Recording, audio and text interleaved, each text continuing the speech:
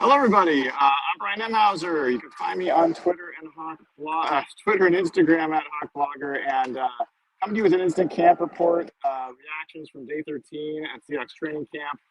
And the story of the day was it was chippy out there today, folks. There were multiple scuffles. I think I counted 5 on the day, and Christian Haynes and Derek Hall. They bore the brunt of it at the end. They got into a little pushing match during 1v1 pass rush drills. This was the last of the scuffles, and were kicked out of practice by Mike McDonald. So, from what I could tell, this was kind of just what you're going to have happen after a few weeks of training camp. Pad's been on for a little while now. They've been going at the same guys over and over again. And the intensity's picking up. They're getting ready for a game, and there's nothing that, to me, really stood out. I will say you're going to see footage of DK Metcalf throwing a helmet. I think it's on NFL Network and behind one of the things. It's starting to make the rounds on Twitter. I think it's a poor kind of capture of what happened. DK Metcalf actually tried to walk away from Trey Brown on that particular play.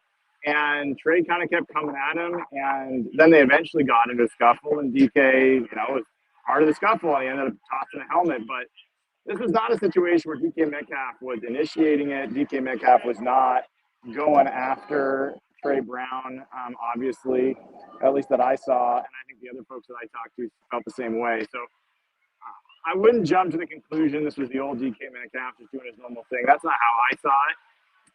Trey Brown was very feisty this practice. Before the DK dust-up, he and Jake Bobo had gotten into it. It looked like there might have been some punches thrown, at least on Trey's side of it. He might have pulled the helmet off as well. So Trey Brown certainly was feisty today. And to his credit, after the DK Metcalf thing,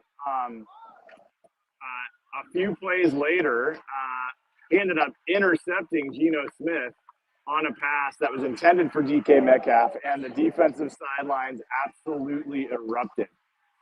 Okay, people are saying the mic is pretty bad. Let me see if I can switch the mic situation. I think I might be able to change that.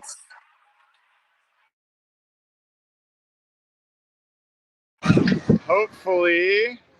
Is that better, folks?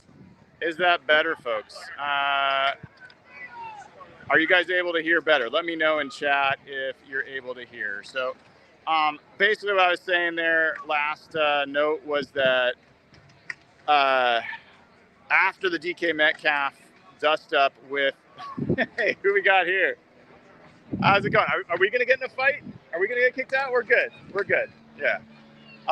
So Trey Brown did manage to pick off Geno Smith, pass intended for DK Metcalf. So he got a little revenge. The defensive sideline erupted. They loved that.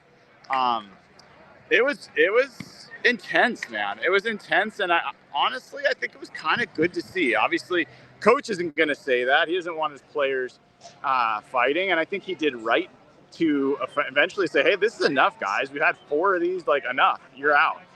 But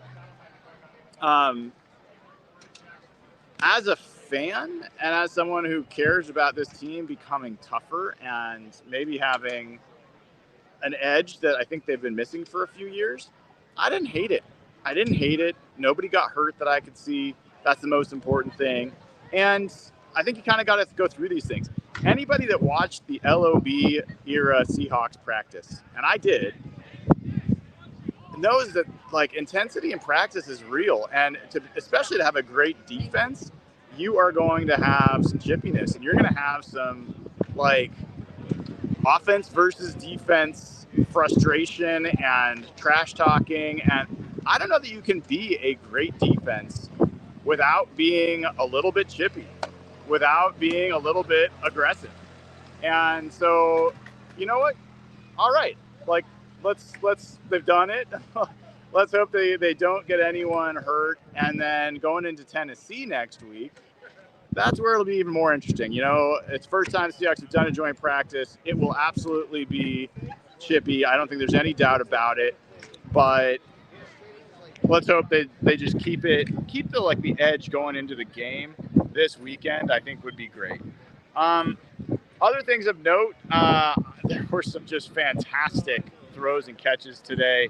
Also some great coverage, but maybe the throw of the day. Sam Howell unleashed a just beautiful parabolic throw down the left sideline to Laviska Shenault, who caught it in stride, hands outstretched in front of him, plucked it out of the air right at the end zone, right at the goal line for a touchdown. This was probably a 60-yard touchdown catch, and it was just picture perfect. Perfect throw, perfect catch. And one of the things I think we're starting to learn about Sam Howell is he is better.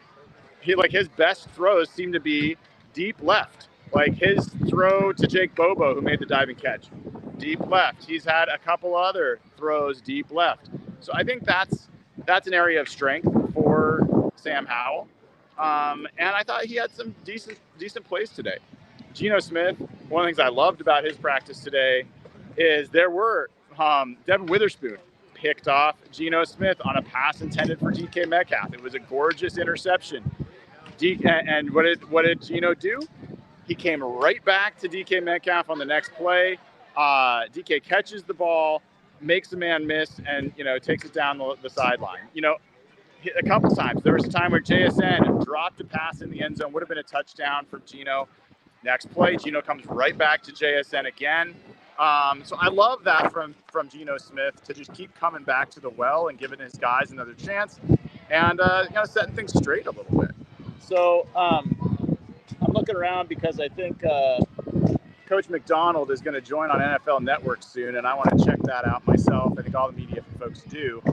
But this was a back and forth practice. The defense had some great plays. Tyrell Dodson had some big hits. One of the scuffles was he met Kenneth Walker in the hole at the end zone and absolutely smacked him. And the offensive players did not like that. But Tyrell Dodson also had a play on 4th and short. He stuffed the run. The defense erupted. So I think, Tyrell Dodson is starting to really come on as a physical presence in the middle of this line. And that's great to see. So I'm seeing John Radigan over here, former military guy, talking to some military guys, which is cool to see too. All right, everybody. I think I'm going to start to wrap there so I can go listen to Mike McDonald on NFL Network. If you haven't already, give the show a like, click, subscribe, and be sure to tune in tonight, 7 o'clock Pacific time. Evan Hill, myself, Nathan Ernst will be on for Real Hawk Talk. We will continue the conversation about all that's going on. We'll fill you in on all the details, and I will, on hawkblogger.com later tonight, write my camp notes so you can get all the other details that I didn't remember in this quick recap. Hopefully you enjoyed it. Appreciate it. Likes and subscribes are great. Take care. See y'all soon.